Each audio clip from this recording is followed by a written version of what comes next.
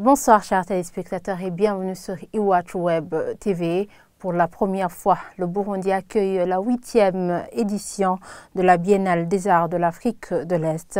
Selon le directeur exécutif de l'Association des artistes de l'EAC, c'est une occasion de promouvoir les artistes de la région et de partage d'expériences.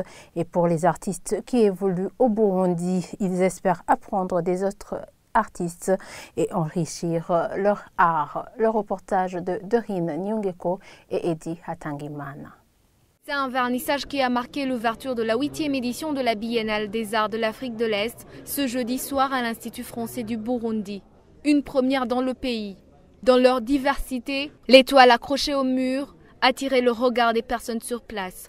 Pour le directeur exécutif de l'Association des artistes de l'EAC, cet événement vise la promotion des artistes et leurs œuvres dans l'Afrique orientale. Ils doivent s'inscrire pour avoir la chance d'être sélectionnés.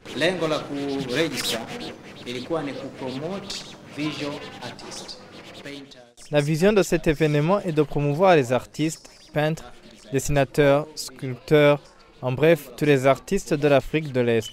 Le but est d'atteindre le plus d'artistes possible.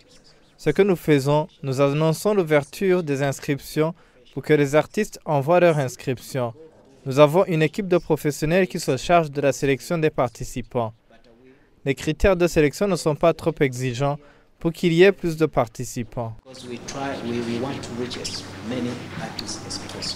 Les artistes qui évoluent au Burundi, de leur côté, trouvent que ce sont des portes qui s'ouvrent en leur faveur. Ils pourront apprendre beaucoup des autres artistes. C'est grâce à ES que je suis ici. L'Institut français, pourquoi? Parce que c'est l'Institut français qui m'a invité, qui m'a fait les contacts de cette biennale. Et maintenant, j'ai circulé, mon œuvre a circulé dans toute la région est-africaine. Vraiment, ça m'apporte de la publicité, ça me fait vendre aussi. Les invités au vernissage ont été impressionnés par les œuvres exposées. Selon eux, elles pourraient même inspirer les écrivains. Je trouve que ce sont des artistes qui ne dorment pas.